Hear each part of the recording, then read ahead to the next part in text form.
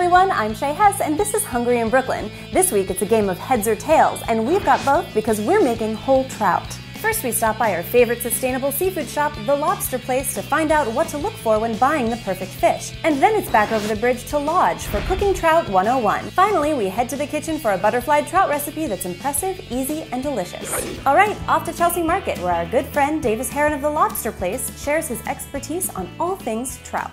Here we have two varieties of brook trout. This is a white meat brook trout, and this is a red meat brook trout. They're both members of the salmon family. What is the difference between the red meat and white meat trout? The white meat trout is going to be very mild. It's going to have like a nut-like flavor to it. The red meat trout is going to be similar to an Arctic char, but a little bit more mild. So these are farmed trout. What's the difference between a farmed trout and a wild trout? Farmed trouts, number one, are going to be a little bit smaller. These two varieties are going to be a little bit more mild than a wild trout. And are these farmed sustainably? They are farmed sustainably. They're farmed in ridgeways or ponds off of the Snake River in Idaho.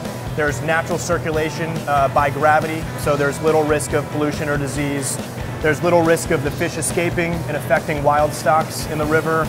And they have a low feed ratio of 1-to-1, which is basically the amount of dry food it takes to produce the amount of wet fish. So that means, 1 pound of protein per 1 pound of fish is pretty efficient. When you look at Atlantic salmon farming, it's around 3 or 4-to-1. These are both butterflied. It's a whole fish that's been scaled and gutted, and then you can see you've got those two great fillets. There's still a little fat over here, which you might trim off, and the head and tails are still on. Is this kind of good to go for me, or should I, ask my fishmonger to do anything else to this? You can definitely stick that right in the oven or in the pan, or wherever you like to cook it.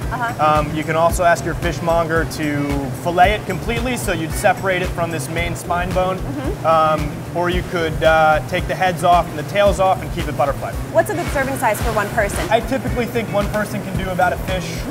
If you're serving other stuff with it, perhaps one fillet per person. But this is going to come out to be a little over half a pound of filleted meat. So when I come to the Lobster Place and I want to get the perfect trout, what do I look for? If it's a whole fish, you want to look for a fish that's got nice clear eyes, the gills are nice and bright red, and if it has the guts in it, it's got a firm texture to it, so you don't want a soft fish. When you're looking at a butterflied fish, you want to make sure that the meat doesn't have any bruises on it. There's no discoloration. You can ask your fishmonger if you want to smell it. It shouldn't smell like fish. You want to look for fresh gills, and you want to look for nice bright eyes. And that's the key to a fresh fish. Located in Williamsburg, Brooklyn, Lodge serves up serious comfort food with an emphasis on locally sourced and sustainable ingredients. Chef Jesse Vasquez is here to teach us how to take on trout. So should the home cook be scared of trout? I mean, it's a whole fish. It could seem a little intimidating. No, absolutely not. Trout is really easy to cook at home.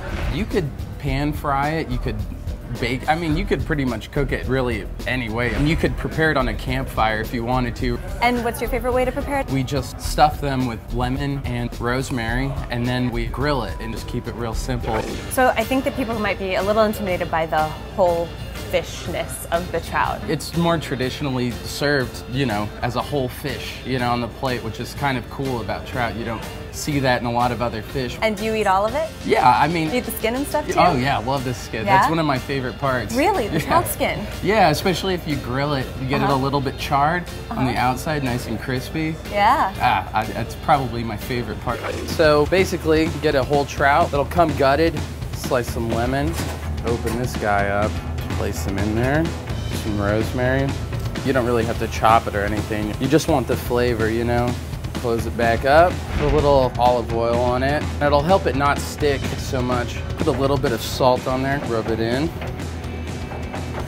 No more than 5 minutes on each side, probably not even that. The fillets on it are real thin, so you really don't have to worry too much about undercooking it.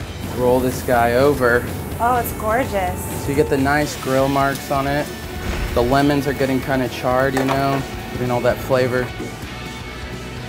Beautiful. It looks awesome. Yeah, there it is, whole trout, easy.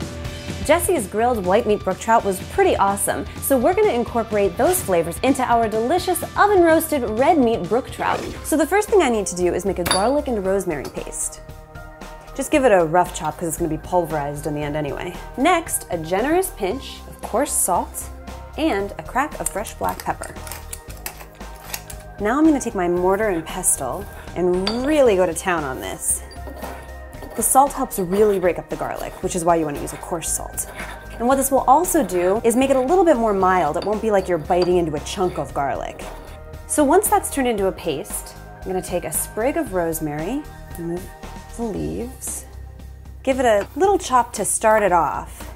We're gonna add this right to the mortar and pestle and do the same thing. So once this has all been incorporated, we're gonna thin out the paste with just about a teaspoon or so of lemon juice and a drizzle of olive oil. You're looking for the consistency of a really thick marinade. So I have a 1 pound red meat brook trout here that I've had cleaned, gutted, and butterflied. So the first thing I need to do is cover the outside with olive oil. The olive oil will help to keep it from sticking. Also going to add just a little bit of salt to flavor the outside in case you care to eat the skin. Okay, and now for the fun part. We're gonna take our marinade and rub it on the inside. Not only does it look beautiful, but it's gonna add amazing flavor. All right, finishing touch, we're just gonna stuff him with a little bit of lemon. All right, close him back up. And this guy's all ready to pop into a 450-degree oven for about 10 to 15 minutes or until the flesh is opaque and really flaky. Perfect. All right, moment of truth. It's so good. It has a really mild garlic flavor and the lemon and rosemary really pop. It's absolutely delicious and super elegant. For this recipe and more, visit hungryinbrooklyn.com.